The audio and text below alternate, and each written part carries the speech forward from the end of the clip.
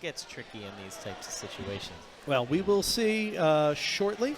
In the meantime, we're going to head over to Cage 4. We have a big bot fight for you. Buzzkill is going up against Knockout. 5, Buzzkill, 4, a 3, 2, very experienced 1. robot. Knockout, Fight. a robot Robots coming from very fight. experienced competitors, but a new robot here today. That was a big hit right off the bat. Knockout 12 has one of the sharpest weapon blades that I have seen in this competition. And that's something, too, I don't know if everyone realizes the advantage of a sharp weapon. You know, we look at these, and I think the first time you watch a fight, you think they're knives slicing through things, and that's not really the case. They're large, flat impactors banging into things. Sorry to interrupt, but Buzzkill is up on the rails. Ooh. They're going to ask for an unstick. Knockout's not going to let that happen. They're going to get a little bit of a freebie. Yeah. Wow. Whew. I talked a little bit with the Derflers earlier.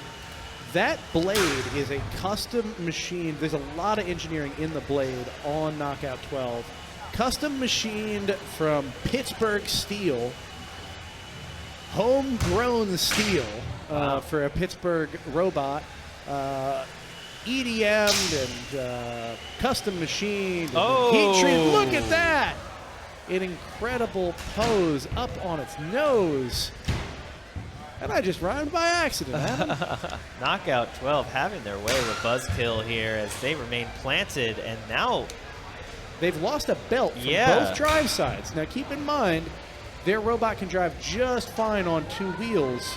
The front wheels on Knockout 12 are redundant. Yep. Well, it's going to hamper the mobility a bit.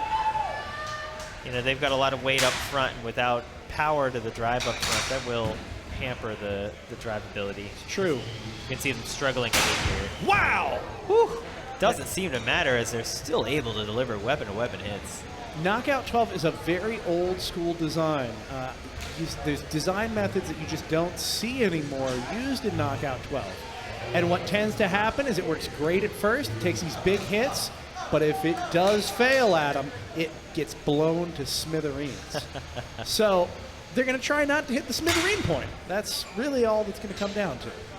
Classic advice, don't get blown to smithereens. And yeah, where you see these sharp blades come into play is when you go weapon to weapon like this. If you have a dull blade, you can kind of bounce off. And if you get that sharp blade, you'll dig in. You'll dig into armor. You'll dig into opponents' weapons, and you'll get the better of those engagements. And that's really where that hard, sharp edge comes into play. Right now, Adam, it doesn't make a lick of difference because the weapon on Knockout 12 has not been spinning for some time. Oh, in you fact, can see it's quite becoming askew. dislodged. Ooh. And now the robot has shut down entirely. In the nick of time, Buzzkill is going to be taking home massive points for damage. Yeah. So all that at the end there, seemingly disabling the drive. You can see the wheel trying to spin a bit. The weapon, that's going to be huge damage points if we don't see any function here. The judges are going to be shown like the function test, which we can't quite see. Of TPU. And I see Liam King, so that means Buzzkill. Yeah, Buzzkill looks minuscule compared to that's a lot of TPU. Well, Buzzkill's made of steel, I'd imagine, and that's a bit 5, more dense 4, than 3, TPU. 2, 1. Dan Hardage driving this control bot in, and that's a lot of TPU, but they're taking on Liam King with Buzzkill. Liam King is the number 2 seed here today in this part of the bracket, 12-bot division. If he makes it all the way to the end, will he face off against number 1 seed Maximizer? I know they're both hunting for each other today, but he's got to get through. That's a lot of TPU first. He's inverted like that, and Buzzkill's upside down. They're definitely struggling to get any sort of hit on that's a lot of TPU. They're just a little too tall. But that's a lot of TPU is becoming less TPU by the moment.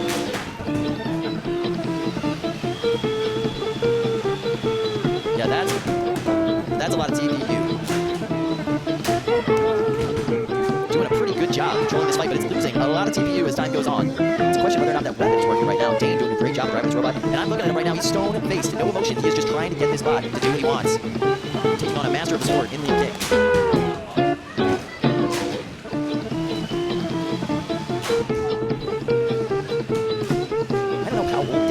building robots since age 7. I guess he's like 10 now. He's pretty experienced. 10, yeah, double digits, that's experience enough. Yeah. Liam King really struggling to get his bot under control. Just being pushed around by Dane. That's a lot of TV is like a smothering style robot. Look how big they are. Yeah, He's gonna stay in your face. using that weapon against Buzzkill, smashing them into walls, making it kind of damage himself. But it does look like that lifter on That's a lot of TPU is TPU. Doesn't mean it can't lift. The bot's about 80% TPU I'm reading here. That's it. No, it's full of 90% TPU. Okay, now actually, we're yeah. talking. 90%. Pinned up against the wall. Ooh, nasty, just grinding away on that top lane. I gotta give it to Dane. This is a clinic in how to be a control robot, but that weapon not going off, that might hurt them with the judges. But there you see Dane, very proud of his performance.